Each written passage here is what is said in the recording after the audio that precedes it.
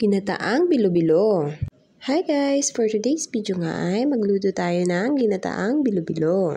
Ayan nga at sinala ko na yung pangalawang piga ng gata. Pagkatapos nga ay lagyan din ng asin. Kailanganin pala natin ng saba. Ayan nga at ginayat ko na siya. Kailangan nga din po natin ng kamote.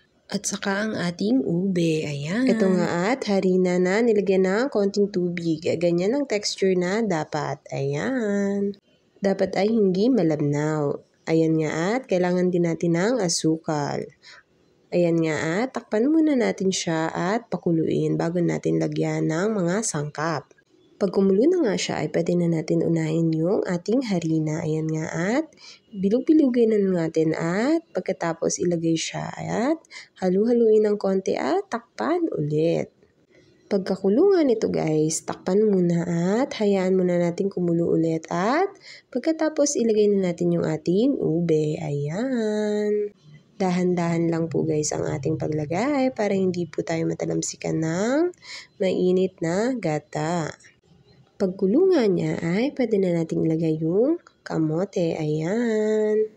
Sobrang sarap nga niyan dahil manamis-namis. Ayan, hinugasan na po pala yan lahat bago natin ilagay sa lulutuin. Ayan, at halu-haluin lang ng konti at takpan na po ulit natin at hayaang kumulo ulit.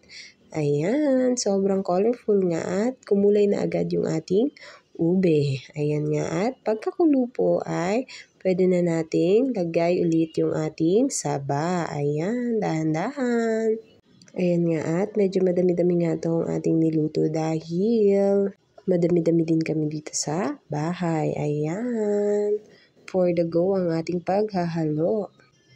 Pagkakulungan nito guys ay pwede na nating lagyan siya ng asukal. Ayan, tansya-tansya lang guys kung gaano ka tamis ang iyong gusto. Ayan. Pag sa tingin nga natin ay medyo nabawasan na yung kanyang gata ay pwede na natin ilagay yung kanyang kakang gata, yung pinakaunang pinigaan natin na gata. Ayan. Ayan nga at yung pinaka last drop niyan ay hindi ko talaga sinasama dahil medyo may naiiwan siyang bunot na maliliit. Ayan nga at pag lumambot na nga yung ating mga sangkap ay luto na yan guys. Ayan. Antayin natin kumulo. Para nga po mabilis kumulo ay tinatakpan talaga namin. Ayan nga at sobrang bango po talaga nito at sobrang minamnam. Masarap na pang merienda. Kulang nga lang po ito ng sago. Hindi na po kami nakabili ng sago. Ayan nga at kitang-kita naman na sobrang nilamnam. Ayan nga lang po for today's video. Sana po ay nag-enjoy kayo sa aking munting pagluluto. Ayan. Thank you and God bless.